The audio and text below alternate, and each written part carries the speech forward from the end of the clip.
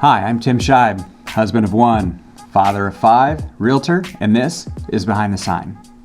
We're going to talk about the flow of business for a real estate agent throughout the year and maybe a little bit about the seasons and how they change things.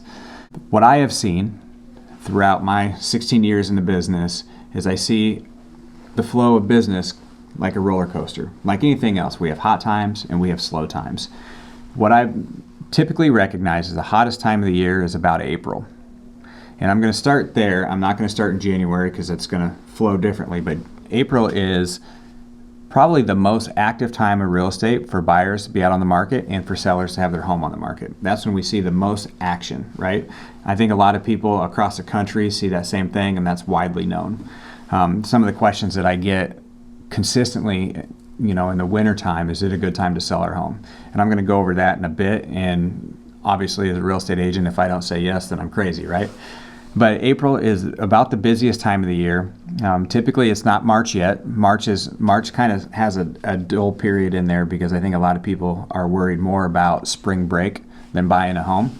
But April's usually busy. And, another thing I love about April is a season of growth. That's when, here in Iowa, if there's corn and beans everywhere, that's when you start to see those seeds starting to grow. We start to see, the corn rows pop up an inch, and you can look out and you can just see it's just getting started. And for me, that's really exciting. I grew up on a farm. I know my wife did too. And being able to see the growth of the crops out in the field, it's just nice. It brings warmth inside of me. And I know there's a lot of people, when you drive down the highway, you see it.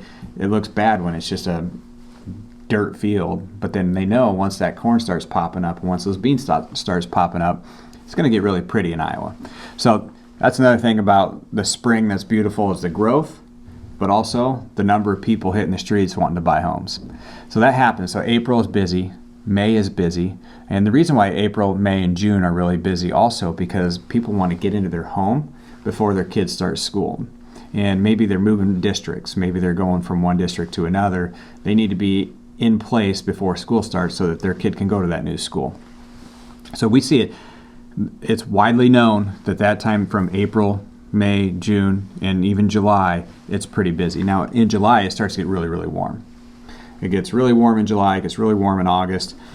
I think that kind of slows stuff down just a little bit. The main driver in slowing things down is July and August are when people are wrapping up their vacations. So vacations can take people away from obviously looking at homes or putting their house on the market. And school starting late August. Typically in Iowa, schools start late August, even if it's the beginning of September. College starts, about that time too. Parents are concerned about getting their kids back in school. So we typically see a fall off about August 5th or 6th because it takes 30 to 45 days to close on a home. So if you find the home that you want July 20th, you're not moving in until maybe even September 1st, which is right after school starts. So you don't really want to be moving when you're putting your kids back to school. Your kids are adjusting. It's a lot for a young child mentally to start school up again. To throw a new house on it's kind of tough. So we don't see as much action the month of August. We see some closings happen early August.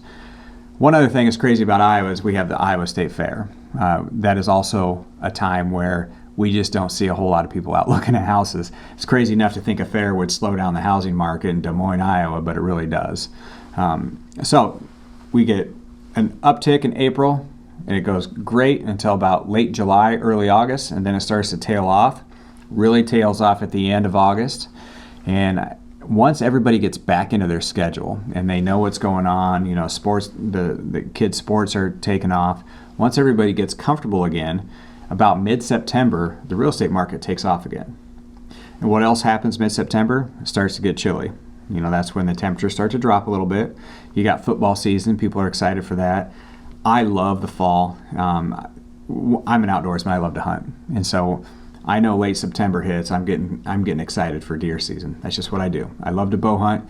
Sitting in a tree stand just gives me peace. It gives me time to think about faith. It gives me time to think about my marriage, my family. It gives me time to think about my business. So I love deer season. So when that mid-September hits, I'm not only excited because the buyers are coming back out, I'm excited because I know in about a month or so I'm going to go out there and sit in a tree stand. That's just me though. But the month of September, mid-September, we see an uptick. and business starts picking up. And this is also the time I hear people say, well, is now a good time to sell our home? Absolutely. Mid-September, all the way through Thanksgiving, we have a ton of people out looking at homes. Probably, I'm going to go on, it's probably the third biggest peak that we have as far as people hitting the streets. So the first one would be obviously April through July or August. The second one being September through Thanksgiving, mid-September through Thanksgiving. Now, obviously, once we hit that, the time, late October, a lot of times late October, early November, that's when people are, in the harvest. So sometimes things can get bogged down for that. But mainly the holidays starting to come to, Thanksgiving and Christmas, the buyers kind of go quiet. Listings, you don't see a whole lot of new listings hitting the MLS. Now, I will say, if someone asks me in late November or in December, is now a good time to sell a home, I say, well, it can be, because a lot of the competition isn't on the market, right? A lot of people took their home off the market so they can get through the holidays. And the other reason why sometimes that December time is a good time to sell your home is you don't have the tire kickers out there. All summer long, you've got everybody out looking. Sometimes they're not even totally interested in buying a home, or they don't know, they're thinking, but it's easy, it's convenient, and it's fun to go out and look at homes. When you hit December, nobody wants to go out in the cold, nobody wants to go out in the snow and start looking at houses. So if you don't want a lot of traffic in your home, and maybe some of those listings that were on previously are no longer on, and you want to sell your home, sometimes December can be a sneaky good time to sell your house. But we just don't see the traffic that we see in April and May and June. We don't see the traffic that we might see in September and October. So again, this cycle goes up, down in August and September, back up through November, and then it drops back down in December. Now, another time people ask quite often, is January a good time to sell your home? And so you got to think about it logically. So the people in November that were going to sell their home, they took it off the market for the holidays, they sat on it through December, and a lot of times people are cooped up in their house. The new year hits, they sit on through the new year. About mid-January, this is why I didn't start in January, because it really doesn't go until January 15th people start to come out. And when they come out fast and furious, because they've been cooped up all winter long, and they don't care if it's cold, they don't care if it's a blizzard outside. We're ready to go out and buy a new home, especially if they started that process in October and it got halted in November and December. They've been like, okay, it didn't work, but now we'll just deal with it, Well, they've dealt with it for a month and a half, 2 months. It's time to get back out and find a home. And we do see an uptick in business. For me personally, January through March is the second highest volume of traffic that I see. I'd say April and May are number one. January, February are my number two. I've consistently seen traffic go through the roof because I think people are just tired of sitting around. And then you go back to, number three, obviously, is September and October. Now, we see it go crazy until March, and again, March is kind of slow just because it is time for spring break. People are concerned about spring break, but at the end of the day, I have seen the exact same pattern since I got in the business. And so I consistently refer back to it when I go on listing appointments that, this is the way it goes, these are the times. But also, if someone says, is it now the right time to sell a home? Typically, we can find a reason for it to be the right time.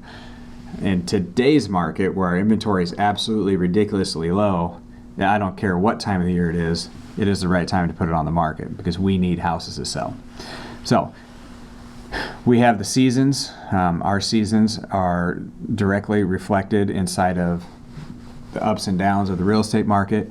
And I love the seasons, and I have so many people that call me up and say that they're moving back to Iowa because they miss the seasons. And that's one beautiful thing about the Midwest, one beautiful thing about Iowa. Even though nobody looks forward to negative 10-degree weather like it was in February or negative 20-degree weather and all this snowfall, sometimes it's nice to have just a little change of scenery. So anyway, appreciate you following along. Come back next week.